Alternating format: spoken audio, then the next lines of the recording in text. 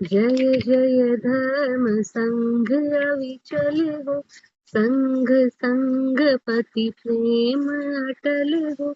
हम सब का सौभाग्य खिला है, प्रभु यह तेरा पंथ मिला है। एक सुगुरु के अनुशासन में, एकाचार विचार विमल हो। जय जय धर्म संघ अविचल हो। हम सबका सौभाग्य खिला है कि प्रभु ये हमें तेरा पंथ मिला। तेरा पंथ मतलब भगवान महावीर को वंदना करते समय आचार्य भिक्षु ने जब उन्होंने सुना था कि यह तेरा पंथ किसी कवि जाति के एक व्यक्ति ने, जोधपुर की घटना थी ये, जब सभी स्थानक छोड़कर एक जगह 13 शावक बैठकर सामयिक कर रहे थे। उन्होंने पूछा, आप सब यहाँ बैठ के सामयिक क्यों कर रहे हैं? तो उन्होंने कहा कि हमने आचार्य भीखंड जी की आज्ञा पर चल रहे हैं और हम इसीलिए स्थानक छोड़कर यहाँ सामयिक कर रहे हैं। तो उन्होंने कहा 13 शावक है अभी यहाँ पे, और कितने संत निकले? तो 13। तो उन्होंने बैठे बैठे ही दोहा बना दिया, वो कवि था। तो उसने कहा, साध साध रो गिलो करे ते आप रो मंत, सुन जो रे शहरारा लोका ए तेरा पंथी तंत। ये शब्द जैसे ही उनको पता चला आचार्य भिक्षु को, उन्होंने किसी ने उनको जाके बताया। उस समय वह बिलाड़े में बैठे, बिलाड़े ग्राम है एक, वहां पे विराजमान थे।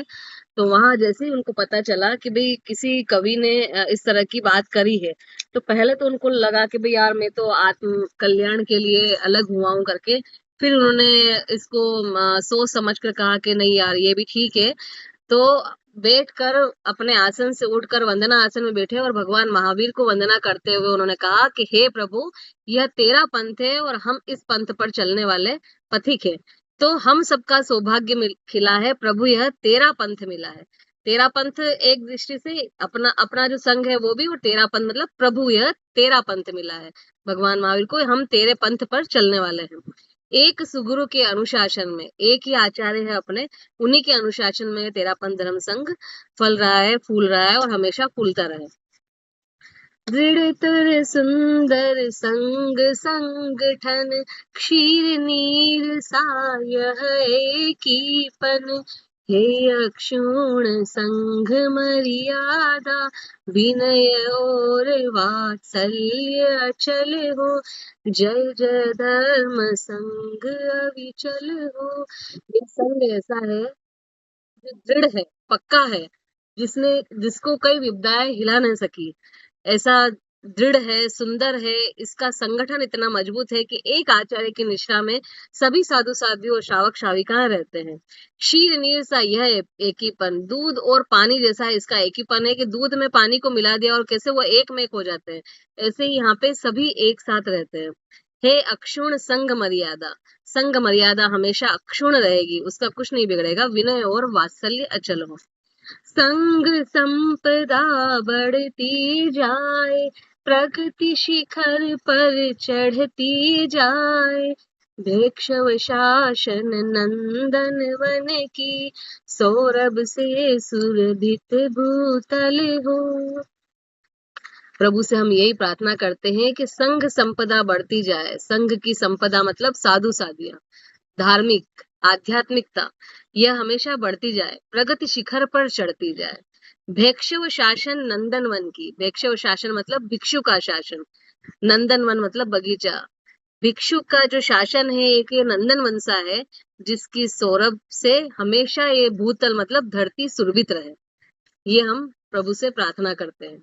तुलसी जय हो, सदा विजय हो, संग चतुष्टय बल अक्षय हो। श्रद्धा भक्ति बहे नस नस में, पग पग पर प्रतिपल मंगल हो। जय जय धर्म संघ अविचल हो। तुलसी जय हो, सदा विजय हो, गुरुदेव तुलसी के द्वारा रचित यह गीत है, इसलिए उनका नाम इस गीत में आया है। संघ चतुष्टय बल अक्षय हो, चतुष्टय मतलब चार, चार तीर्थ की होती है ना, श्रावक श्राविका साधु और साध्वी, उनसे मिला हुआ जो होता है वह संघ होता है। तो ये हमेशा उसका जो बल है वो अक्षय हो, हमेशा उसका क्षय नहीं हो कभी भी। श्रद्धा भक्ति बहे नस नस में। हर संघ के हर प्रत्येक साधु साध्वी और श्रावक श्राविका के मन में श्रद्धा भक्ति हमेशा रहनी चाहिए। पग पग पर प्रतिपल मंगल हो, हमेशा सभी का मंगल हो। जय जय धर्म संघ अविचल हो। तो यह पाठ था, पद्य में इसको याद करना है। और इसमें जो प्रश्न है, इसमें हे अक्षुण संग मर्यादा, इस पंक्ति को पूरा करें। संघगान के चौथे पद की तीसरी पंक्ति लिखे, संघगान का तीसरा पद लिखे और संघगान के रचयिता कौन है। रचयिता आपको बता दिया, आचार्य तुलसी है। बाकी आपको ये गीत याद करना पड़ेगा, इसको गा गा के याद करोगे तो आपको जल्दी याद हो जाएगा। अब आपको कुछ पूछना हो तो आप पूछ सकते हैं।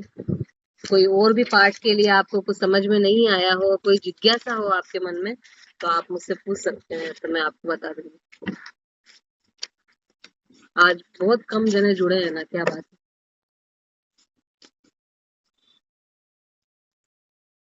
होड़ लगा रखिए, केवल परीक्षा देना है। हमें परीक्षा देना है अपनी आत्मा के लिए। ये धार्मिक परीक्षा है। यह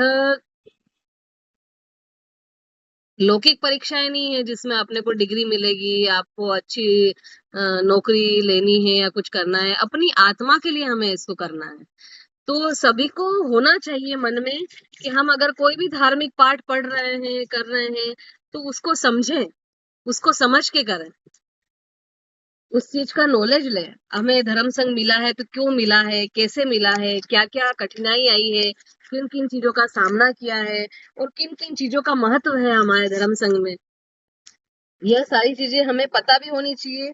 और आध्यात्मिक दृष्टि से भी तत्व हो गया, जैन दर्शन हो गया, इन्हें जानना समझना चाहिए। किसी को कुछ पूछना है तो पूछ सकते हैं।